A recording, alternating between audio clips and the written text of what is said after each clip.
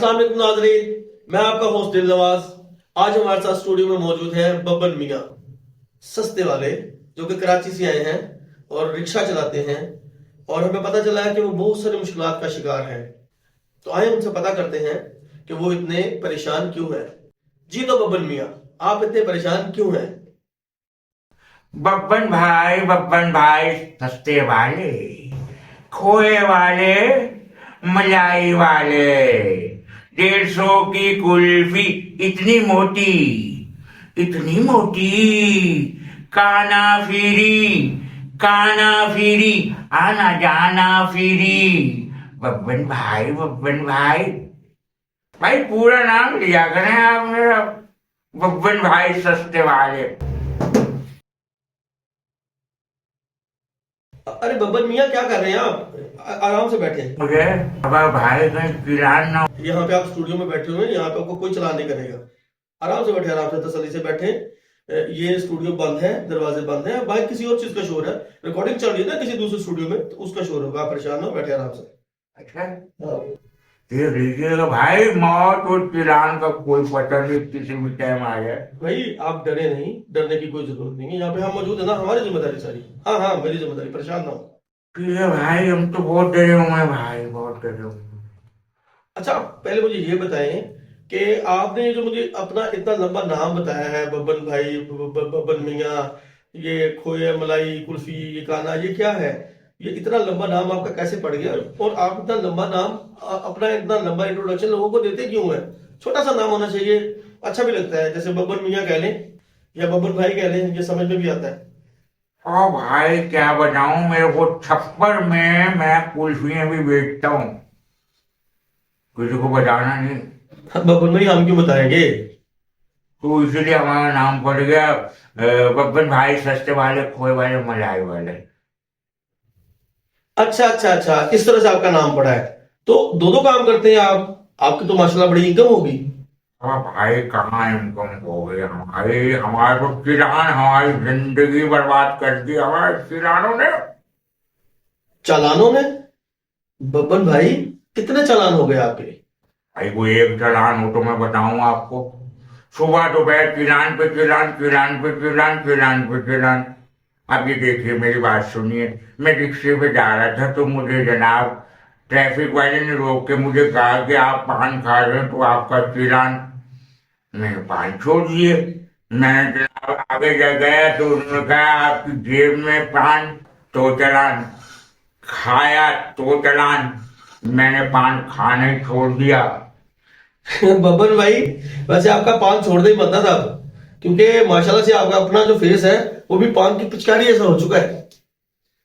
भाई किरान को छोड़ो, चलो चलो यार, सस्ते में छोड़ाऊंगा। बब्बन भाई, इसको तो नीचे रखें, चलेंगे। इसको नीचे रखें, चलेंगे। पर अभी प्रोग्राम जो है ये तो हम इसको रिकॉर्ड कर लें, इसके बाद फिर चलेंगे। भाई मुझे तो चलानी याद हो गया। अगले स्टॉप पे गया हूँ तो मुझे कहता आप कराची से आए हो, मैंने कहा जी बिल्कुल मैं कराची से आया हूँ। तो कहता आप पान नहीं खा रहे तब चालान। अब बंदा करे तो करे क्या, चालान पे चालान, जिंदगी बर्बाद हो गई मेरी। तो बब्बन भाई, आपके इतने ज्यादा चालान हो गए, तो आपने फिर इसके लिए क्या किया? इससे बचने का कोई ना कोई तो आपने तरीका या कोई हल निकाला होगा ना? लेगा तो डॉक्टर, बड़ा सियाना डॉक्टर। मैंने उसको कहा भाई मुझे चालान याद हो गया है। अरे कमाल करते हो बब्बर मियाँ। जब किसी का चालान हो ना, तो या तो उसको जमा करवाते हैं बैंक में जाके, या फिर अगर हो सकता हो या मुनासिब हो या कोई इसमें कोई रास्ता निकलता हो तो उसे माफ करवा दिया जाता है। डॉक्टर के पास कोई नहीं जाता। आप चालान लेके डॉक्टर के पास चले गए। उसने मेरा हाथ देखा, उसने कहा भाई तेरी बीमारी गाड़ी है मेरे पास। मैंने कहा क्या? उन्हें कहा रक्षा चलाना छोड़ दो, चालान नहीं होंगे। भाई वही हुआ, मारा रक्षा चलाना छोड़ दिया, चालान ही नहीं हुआ। बहुत सही है भाई। बब्बर भाई, डॉक्टर जहीर उस हवाले से नहीं है, लेकिन इस हवाले से है कि वो आपको बेवकूफ समझता है और आप बन रहे हो बार बार। भाई जब आप रिक्शा चलाओगे ही नहीं, रोड पे लेकर जाओगे ही नहीं, तो आपका चालान घर बैठे तो नहीं हो जाएगा ना? आप थोड़ी सी कॉमन सेंस भी तो यूज करें। इसमें डॉक्टर का कोई कमाल नहीं है। छोड़ो इस बात को, चलेगा। चलते हैं चलते हैं, किसी ना किसी को बोला ना आपके साथ भेज दूंगा। चले चल यार, सस्ते में छोड़ आऊंगा। बबन मियाँ महंगा या सस्ते की बात नहीं है। किसी ना किसी को आपके साथ भेज देंगे, वो चला जाएगा आपके साथ। आप टेंशन ना लें, अभी प्रोग्राम रिकॉर्ड कर लें, उसके बाद जाते हुए किसी ना किसी को आपके साथ भेज देंगे। टेंशन ना लें, आपका ये जो आना जाना है ये फ्री में नहीं पड़ेगा। वो मैं ये कह रहा था कि भाई डॉक्टर को मैं बड़ी दुआएं दे रहा हूँ।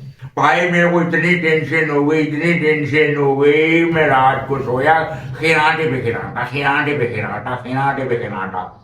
मल्ले वाले सुबह उठ के आ गए, कहा बब्बन भाई दरवाजा खड़काया, सारे मल्ले वाले, भाई मुबारक हो, आपने कट्टा खरीद लिया।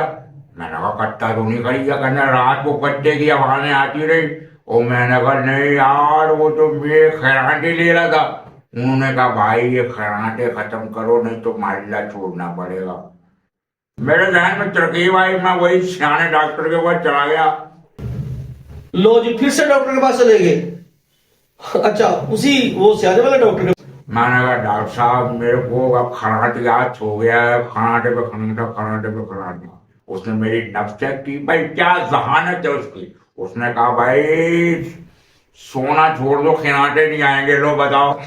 मैंने सोना छोड़ा, खिनाटे ही नहीं आए। बड़ा सही है डॉक्टर। अच्छा अच्छा, चलते हैं ना, एक दफा बोला ना चलेंगे। अब मुझे ये बताओ भाई, इसमें डॉक्टर का कौन सा कमाल है? उसने आपको कोई मेडिसिन दी? डॉक्टर भी आपने अपने जैसा कुछ सियाना सा ढूंढ लिया वैसे, बबन मियाँ, है?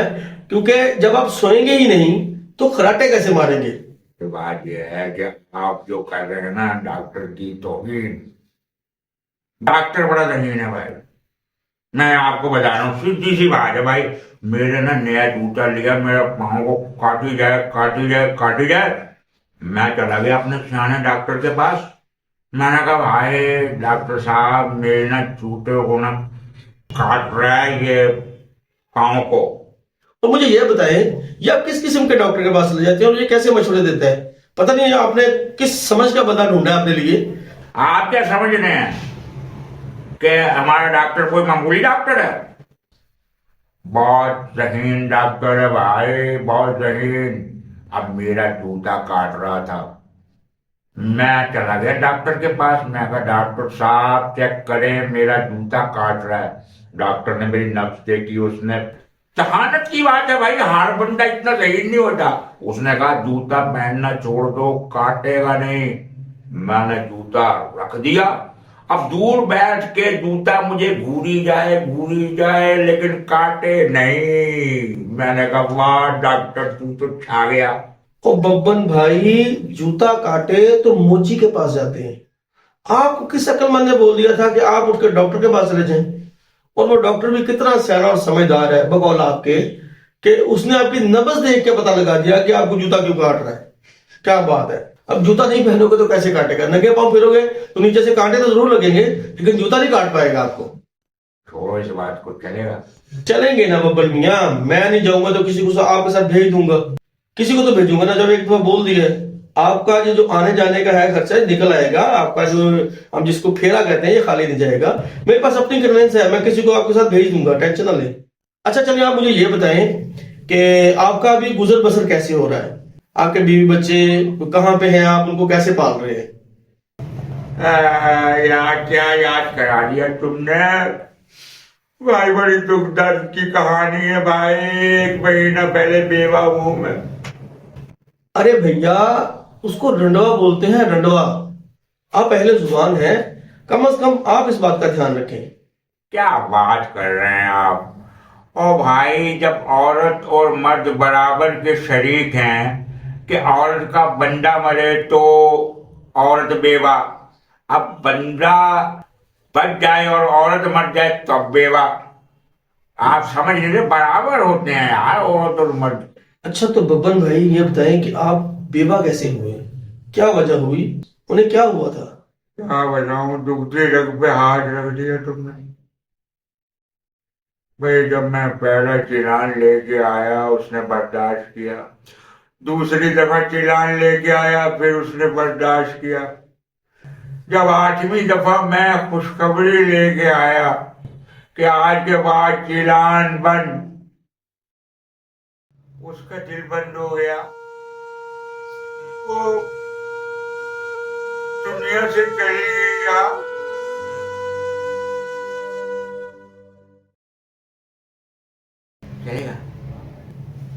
चलो यार, चलो चलो चलते हैं, पहले ये काम तो करें।